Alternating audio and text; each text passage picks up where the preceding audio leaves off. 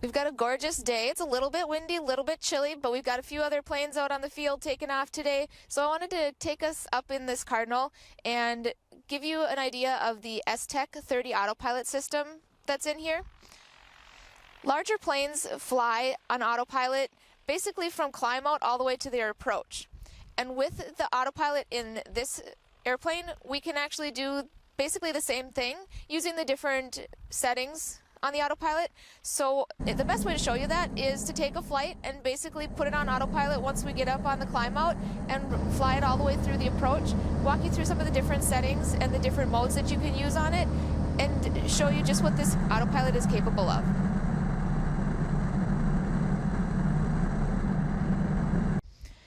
We have a detailed video on our YouTube channel about the Cessna 177s, so take a look at that to learn all about the Cessna Cardinal. Now this Cardinal is for sale, so if you're interested, we do have a full detailed video of the entire plane up on our website. I've got the link below in the description, so take a look at that. It's about 3 times longer than this one and shows all the different aspects of the plane, including the autopilot. Alright, we'll go ahead and we'll get our pre-flight done. One of the first things we want to do, since we're going to be running the autopilot today, is we want to verify that the pitot heat is working because it is pretty cold, so we're going to flip that on. We'll let that warm up for a few seconds, check out a few of the other things in the meantime.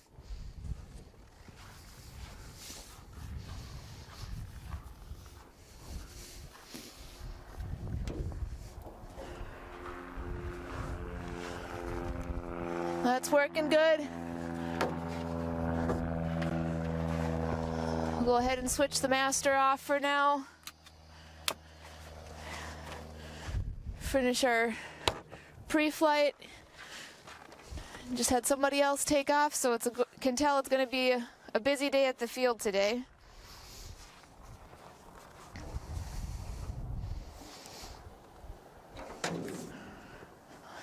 We've already got all of our cameras set up for the flight.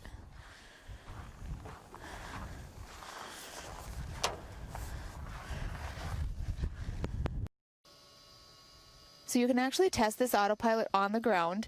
We've got it already run through the cycle, so we push it here and you can engage the mode that you want. We're going to put it into heading mode, and that's going to follow this heading bug.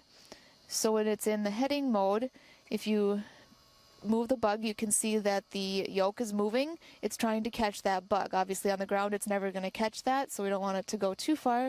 If we go the other direction, now it's going to, a little bit further the other direction, now it's going to try to turn to the left to get on that heading. So that's the way to test and make sure that the servos and everything are working on the heading for the autopilot on the ground.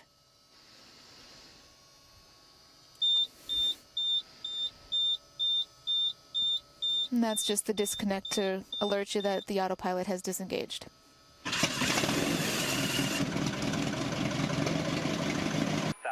Temperature -7 Celsius. Dew point -9. We're going to go ahead and back taxi the runway. You can see that the taxiway is pretty covered as far as snow drifts that have blown in overnight. We want to check and see how slippery and how cleared off the runway is. They've had a couple of bigger planes come and go yet this morning. You can see with their tracks from blowing out, but we want to just make sure what kind of condition it's in before we take off here.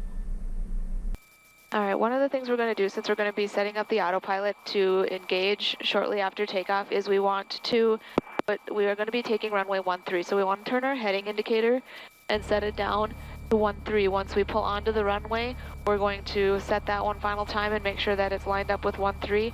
That way when we go to start the autopilot and set it up, we can just click the button twice to follow the heading mode and it'll automatically kick in. Once we switch it on, we see all of the lights coming on. That's our test mode, and then shortly each of the lights will come on and off, making sure everything is tested, and when it's ready to go, it's going to be the green light. So now we see the green light is ready. To turn it on, we push this once, and that'll be a wing leveler. We're going to push it a second time so that it gets the heading indicated, and that's why we want to make sure that the heading light is turned on this switch, because then it's going to follow the bug on the DG. We don't want the GPSS activated yet because that's based off of the GPS system. So the first thing we want to do is just follow the heading while we do our climb out, and then we're going to set up our GPS to our direct destination, and we'll engage the GPS steering after we get into our cruise flight. All right, our final settings, make sure that the cowl flaps are all the way open, set up our trim for takeoff and our rudder trim as well. We've already got our cabin heat pulled out over here, a little bit chillier, so we'll leave that out for now. Got our transponder set.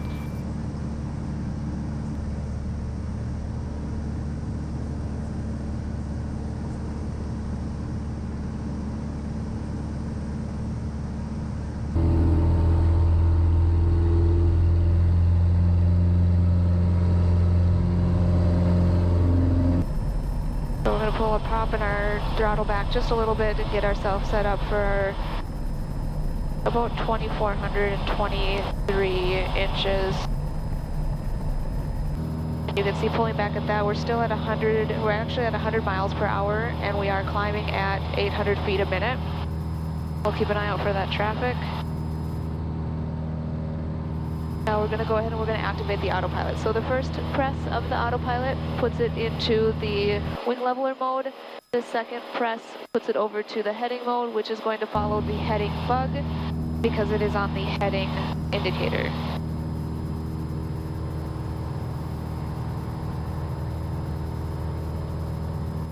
So now that we have it on the heading mode, we don't have the altitude hold engaged yet because we are still climbing at 500 feet a minute.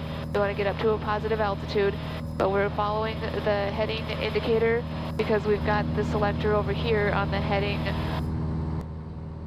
That Cherokee or whatever is only a few miles south, right? I'm going to make a call now. Clear to south traffic, Cardinal 7435 to the southeast. We'll be turning left at 3,500 heading north. Fergus.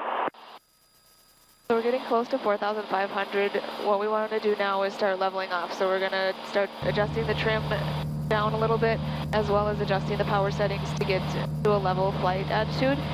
And now that we are getting leveled off, we are going to also lean out the mixture. Again, monitoring the individual cylinder head temperatures, making sure that we are staying usually about 380 is kind of where we like to max it out. So that's our altitude button here. We click on that. And if you look at the autopilot, you can see the blue light is lit up there. All right, now that we're trimmed off, we are going to go ahead and we're going to activate our GPS and our roll steering. So we've got our airport entered in here. We're going to activate the direct need to turn around. So in order to get autopilot to switch over from the heading mode of 130, we want to click on this and activate the GPSS.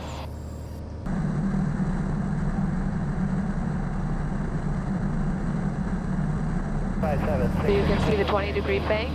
It's still staying level. We are not climbing or descending. We've got a standard rate of turn on the turn coordinator with the ball right in the center. You can see on the map screen on ForeFlight a nice, smooth, banked turn.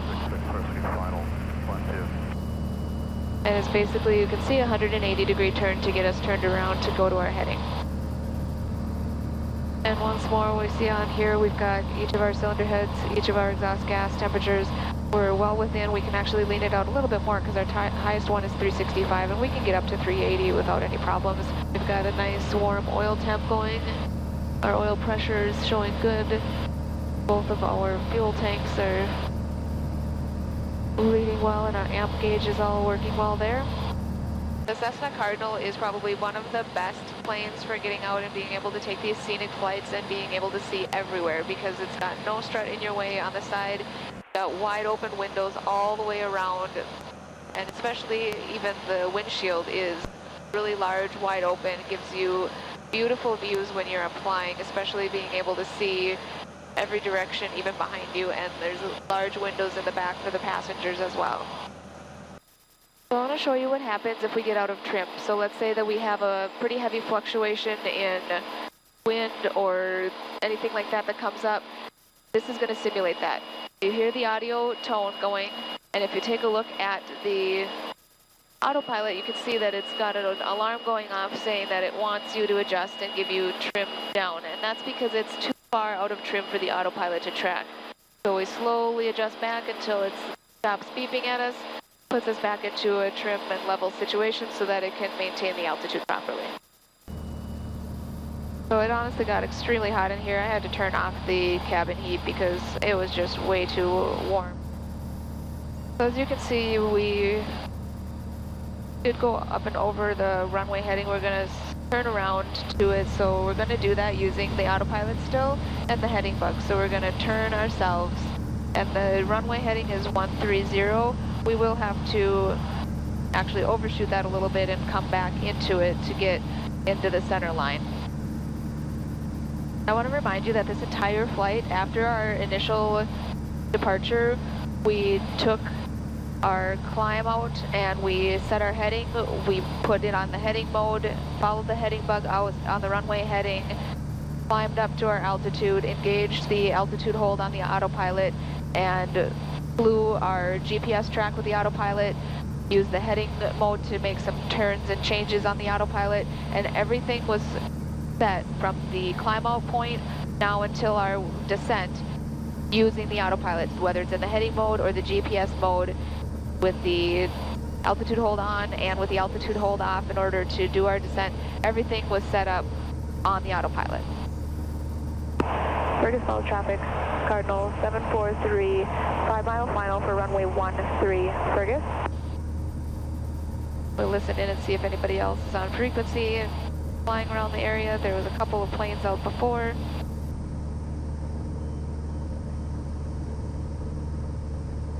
Want to get our fuel selector on both, have our mixture set to full rich, pulling on the carb heat, putting our prop in to full, and then once we get stabilized, we're going to go ahead and throw on 10 degrees of flaps.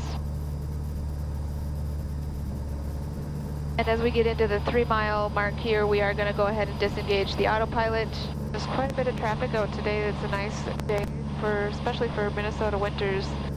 You can hear it's beeping at us to tell us that it's disengaged. It's another safety feature, let you know that, hey, did you mean to bump the switch and disengage the autopilot? Got our second set of flaps in there to 20 degrees. Watch for that balloon and maintain that. We'll get on our glide path and we'll get our descent down to about 500 a minute so that we can get on the glide slope here, and we'll get settled in for our landing. Once you get close to the runway, you get it pulled back there into that 70, 80 mark, and then it'll settle in on the runway pretty nice and smooth. And as you can see on our initial descent in there, you can see that the runway, half of it was still pretty clouded and covered over. So that's why we wanted to have that heavier flap settings, be able to stop a lot shorter, make sure that we didn't get into the part of the runway that hadn't been cleaned off yet.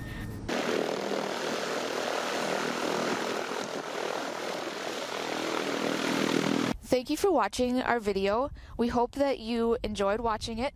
Of course, we always ask that you like our videos, subscribe to our channel, and any questions or comments, feel free to leave them below. We'll do our best to answer them.